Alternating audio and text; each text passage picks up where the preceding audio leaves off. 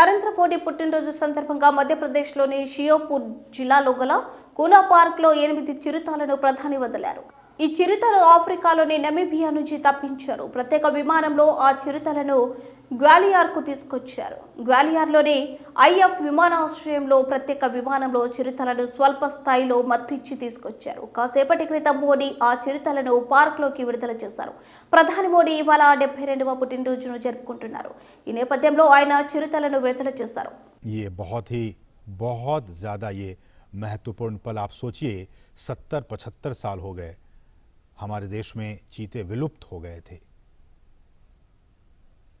और उस विलुप्ति के बाद कई सालों तक बहुत विचार विमर्श के बाद कि आखिरकार फिर से हमारे जंगलों में कैसे चीतों की वापसी हो सके।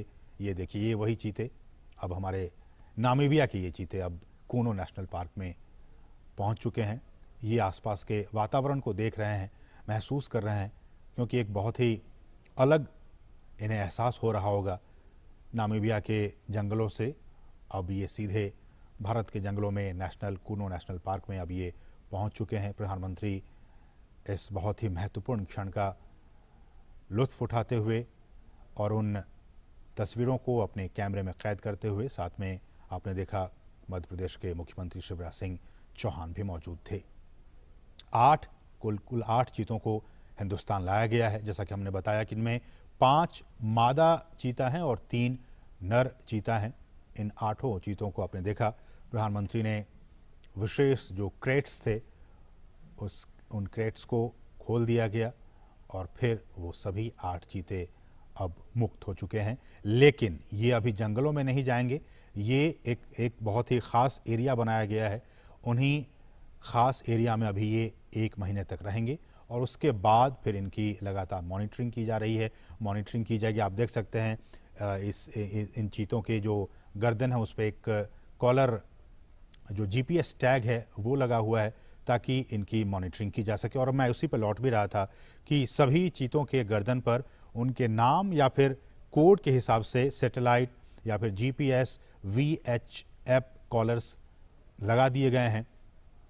और इसी नेशनल पार्क में जो हम आपको दिखा रहे हैं, ये कूनो राष्ट्रीय उद्यान, कूनो नेशनल पार्क, इसमें एक डेटा डाउनलोड फैसिलिटी सेंटर बनाई गई है और इस इक्विपमेंट को, रेडियो टेलीमेट्री इक्विपमेंट को ख़रीदने और फैसिलिटी बनाने की सारी प्रक्रिया 4 से 6 महीने में पूरी कर ली जाती है। और ये जो आप देख रहे हैं इनके गर्दन में, इनको वहीं पे इन चीतों को लाने से पहले ही इनको नामीबिया पहुंचा दिया गया था और फिर इन्हें ये तमाम जो कॉलर हैं RF ये कॉलर, इनको लगाकर ही इन्हें लाया गया है। रेडियो कॉलर है इन्हें और इनकी, ताकि इनकी जो ट्रैकिंग है, इनकी निगरानी वो हो सके रेडियो कॉलर के ज़रिए।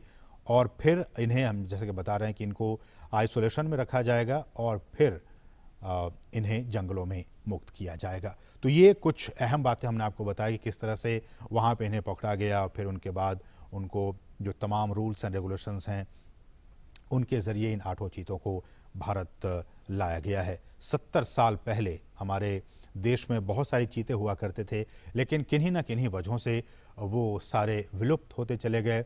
कुछ अवैध शिकारियों के शिकार बन गए। एक भी हमारे देश में चीता नहीं बचा।